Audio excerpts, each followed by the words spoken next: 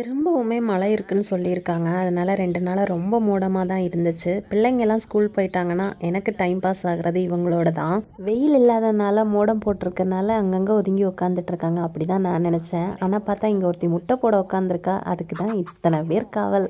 ஒரே ஒருத்தி முட்டை போடுறதுக்கு எத்தனை பேர் காவல் உட்காந்துட்டு இருக்காங்க பாருங்க.